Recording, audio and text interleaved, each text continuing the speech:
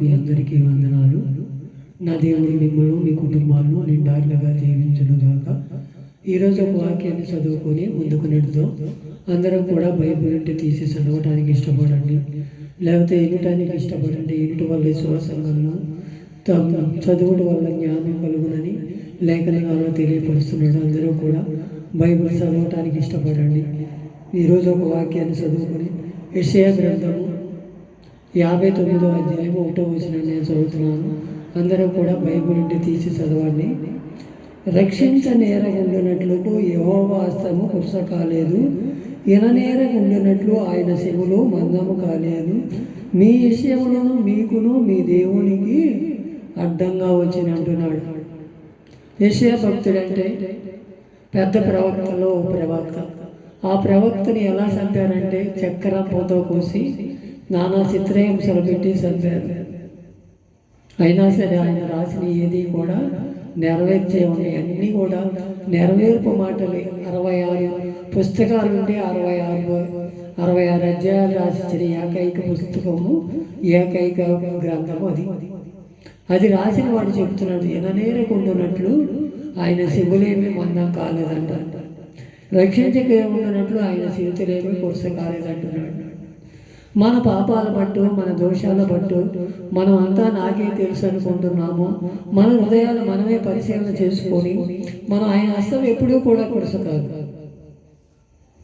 ఆయన రాష్ట్రమే కాదు, ఆయన ఎప్పుడూ కూడా దీవించటానికి ఇష్టపడేవాడు. మన పాపాలు, మన దోషాలు ఆయన ముఖాన్ని చూడలేక మనం చేసిన తప్పులను బట్టి ఆయన మనం చూడలేని స్థితిలో ఉంటున్నామేమో. మన మనోనేత్రాలు వెలిగించుకోవాలి. రాత్రికాల సమయంలో నీవు నేను కూడా ఎలా ఉన్నామో ఒకసారి మన హృదయాలు మనమే పరిశీలన చేసుకోవాలి. పరిశీలన చేసుకొని 59:2 కూడా అంటున్నాడు, మీ పాపములు ఆయన ముఖమునకు మీకు మరుగుపరిచెను. మన పాపములు అంట ఆయన ముఖానికంట మరుగుపరిచినాయి అంట. మన పాపములు అంత ఘోరంగా ఉన్నాయని లేఖనాలు తెలియపరుస్తున్నాయి. మనం ఏ పాపం చేసాము? నేనేమీ చేయలేదు, అంతా బాగానే ఉంది, నేను నీతిమంతుడని చెప్పుకోవటానికి మనం దేవుని ఎదుట ఎర్రివాళ్ళ కింద ఉంటామంట. అది మనం ఎప్పుడూ కూడా అనుకోకూడదు, నేను ఏ పాపం చేయలేదు అని. మేము పాపం చేసిన వారమే.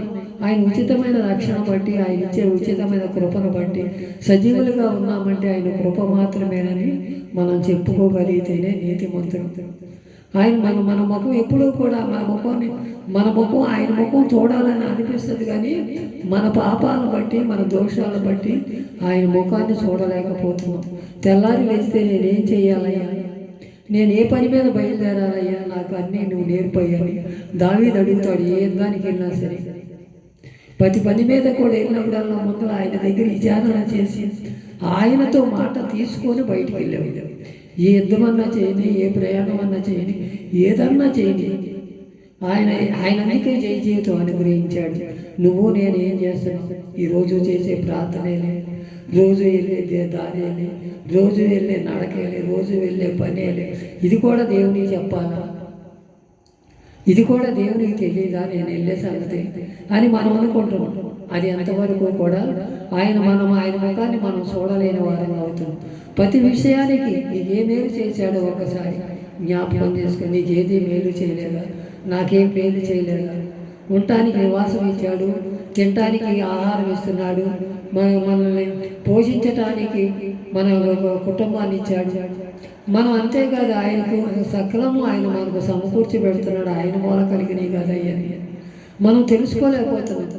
ఇది నేను సంపాదించాను, నేను కొన్నా, నా ఇష్టం వచ్చినట్టు జరిగింది, నేను చేయమంటే ఇది జరిగిందని ఆలోచనలో ఉండిపోతున్నామేమో. ఒకసారి మన హృదయాలు మనం రక్షించకుండానట్లు ఆయన ఇష్టమేమీ కురుస కాలేదు, ఇననేరకుండానట్లు ఆయన శివేమీ మందం కాలేదు. మీ విషయము మీకును మీ దేవుడికి మధ్య అడ్డుబండలు ఉన్నాయి, అడ్డుబండలు తీసుకోమంటున్నాడు. ఈ ప్రవక్త చెప్పిన మాటలు మనం అన్నీ కూడా పాటించగలుగుతున్నామా లేదా ఒకసారి మన హృదయాలు మనమే పరిశీలన చేసుకోవాలి. సామెతల గ్రంథము 19వ అధ్యాయం 21వ వచనంలో అంటున్నాడు, నరుని హృదయంలో ఆలోచన అనేకము పుట్టెను, యెహోవా యొక్క తీర్మానమే స్థిరమంటున్నాడు. నరుని హృదయం ఎక్కడికో వెళ్ళిపోద్ది.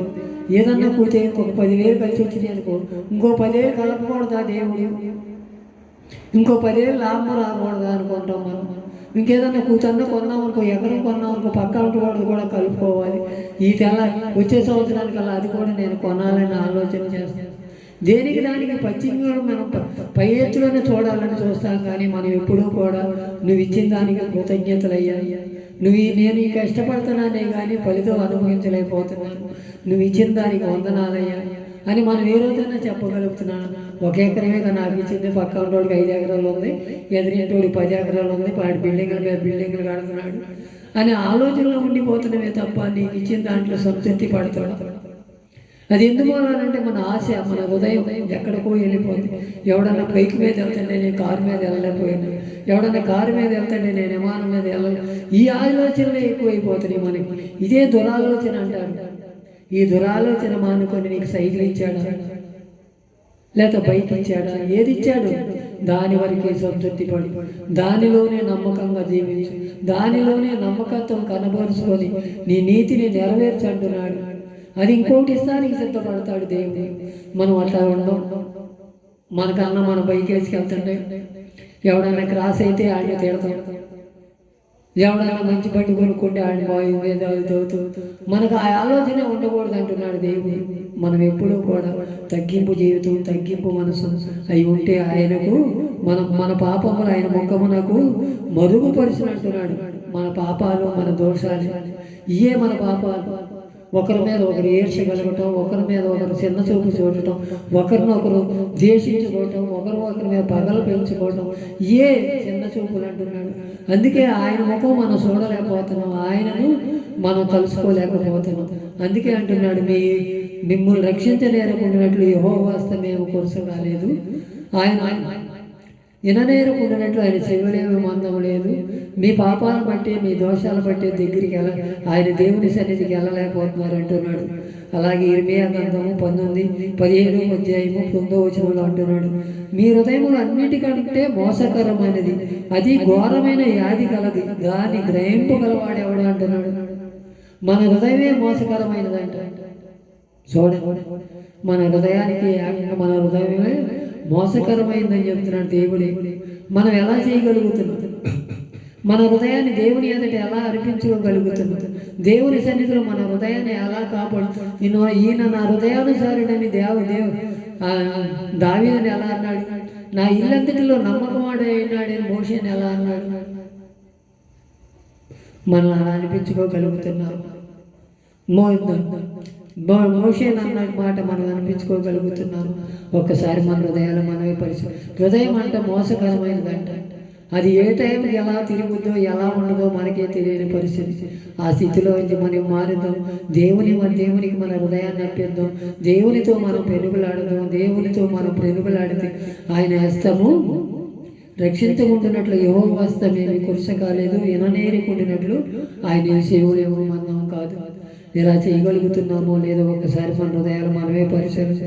ప్రసంగి గ్రంథము 8వ అధ్యాయం 11లో కూడా ఉంటున్నాను, దృష్కీలకు తగిన శిక్ష శీఘ్రంగా కలిగిపోవుట చూసి మనుషులకు భయము విడిచి హృదయపూర్వకంగా దృష్కీయులు చేస్తున్నారంట. అసలు శాంతం దేవుడంటేనే భయభక్తులు లేకుండా ఉన్నారు. ప్రసంగి గ్రంథం రాశాడు, దేవుడంటేనే ఈ రోజుల్లో అలాగే ఉంది. దేవుడంటే ఎవరో కొద్దిగా సంపాదించేవాడికి, కొన్ని నెత్తిని కళ్ళెత్తి వాడికి, కొద్దిగా మనం అంటే ఏంటో గుర్తింపు లేనప్పటికీ, మనం ఏంటో నేనే సంపాదించాను, నేనే కొనేసాను, నేనే ఉండాను పిల్ల తన తరగదని ఆలోచనలో మనం బతుకుతున్నామే. దృష్కీలకే ఎక్కువ పాల్పడుతున్నామే కానీ దేవుని క్రియలు మనం పరీక్షలేకపోతున్నాం. ఇక మీదటైనా మారుకున్నామా? దేవుని సన్నిధిలో మనం అయ్యా నువ్వు విననేరకుండానట్లు, రక్షించనేరకుండానట్లు యెహోవా హస్తమేమి కురస కాలేదన్నా, విననేరనుండినట్లు కానీ చెవులేమి మందం కాలేదు, నా ప్రార్థన వినలేదు, నాకు జవాబు రాలేదు. ఇదే ఆలోచనలో మనం ఉంటున్నాం. మనం ఏ ప్రార్థన చేస్తున్నాం? ఎందుకు మూలాన్ని చేస్తున్నాం? కుటుంబాలు రక్షించబడాలి, నిజ జీవితంలో మనం వెలుగులో నడవాలి, మనం దుష్క్రియలు మానేయాలి, చెడు సాంగత్యం మానేయాలి. ఇది వదిలేస్తాం మనం. నా దేవుడు నా ప్రార్థన ఎంటలా నన్ను ఒక పక్కన పెట్టేశాడు, అనే ఆలోచనలో ఉండిపోతున్నామే తప్ప మన క్రియలు మనం కనపరుచుకోలేకపోతే మన హృదయం అంటే మరో వ్యాధి కలదంట, మరి అలాగది ఉంది ఇది ఉందని ఆలోచనలో ఉండిపోతున్నాం. మనం దేవునికి ఏం చేసాము, దేవుడు మనకేం చేస్తున్నాడు అని ఆలోచనలోకి మనకి రావటం. అందుకే ఆయన అంటున్నాడు, రక్షించకే ఉండినట్లు యెహోవా వాస్తవేమి కురసగాలలేదు, ఆయన నేరుకుండినట్లు ఆయన శివులేమి మందం కాలేదంటున్నాడు. నీ హృదయం ఏలా ఉందో ఒకసారి మన హృదయాలు మనమే పరిశీలన చేస్తాం. అయ్యా ఇప్పుడు వరకు నా హృదయం అలా ఉందేమో నాయన, అయ్యా హృదయం అనేది హృదయం అన్నిటికంటే మోసకరమైనదని నీ లేఖనాల బట్టి తెలుసుకోగలిగి ఆ మోసకరమైన జీవితాల్లోంచి మమ్మల్ని విడుదల చేయ్యా.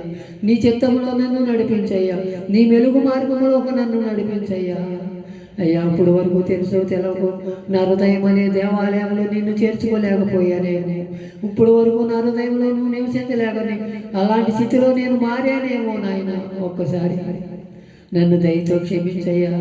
నువ్వు నేరకుండినట్లు నీ చెవులేమీ మందం కాదయ్యా, దీవించడానికి నీ చేతులేమీ కురస కాదయ్యా.